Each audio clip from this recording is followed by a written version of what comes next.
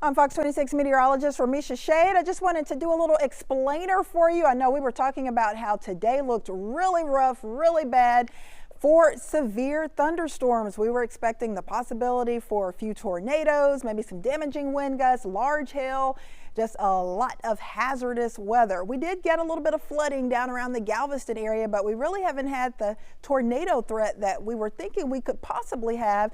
And I want to explain to you the reason why. Well, we had a lot of low clouds out there today and multiple rounds of heavy rain. So that helped to limit the instability and the heating in our atmosphere, and that really hindered these thunderstorms from really getting going. So what is the cap? This is basically a layer of warm air in the higher levels of the atmosphere, and it basically kind of stops these storms from developing. So this thunderstorm is building vertically. We've got that warm air rising, cooling, condensing, forming the clouds, rain, and we get the storms to start to build. But we really start to see these storms kind of stop developing when they reach what we call this cap. It's basically like a lid stopping these storms from developing and blowing up into big time supercell thunderstorms that could produce tornadoes and damaging wind and large hail.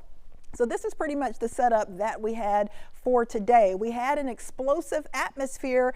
If the storms were able to build vertically and get high enough to tap into it, we had a lot of strong wind. We had a very strong jet stream over the area, and we had a lot of spin or shear in the atmosphere. We had the wind basically turning different directions with height. So if we could get these storms to build vertically, then basically we could have gotten a tornado pretty quickly and maybe some damaging wind and large hail, but we did have that limited instability and that cap in place. So this is what happens when you don't have that capped atmosphere. These thunderstorms are basically able to grow and build vertically very quickly. They can blow up and become supercells, produce tornadoes and a lot of other damage. So fortunately, we didn't have that happen. However, we're not totally out of the woods yet. We've still got a category 1 to 2 out of 5 risk for severe storms for the area. Lower back to the west of Houston, over towards Brenham and down towards Wharton, but a little higher, category 2 out of 5 still for Houston and areas off to the east.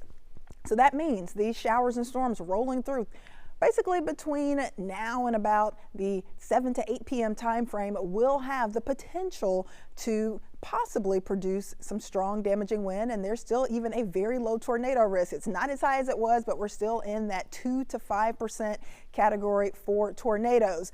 Also, we've still got a flood risk. We do have some heavy rain out there, and that means that threat for street flooding will stay on the higher side. It is going to be the highest off to the east of Houston, so certainly keep that in mind. Fortunately, things were not as bad as we expected for today, and they could still be a little on the rough side over the next few hours, but at least we did escape most of that severe weather. But still, don't let your guard down. Make sure to have that Fox 26 weather app, because we could still get a brief, strong, possibly severe storm through the early evening. I'm Fox 26 meteorologist Remeisha Shade.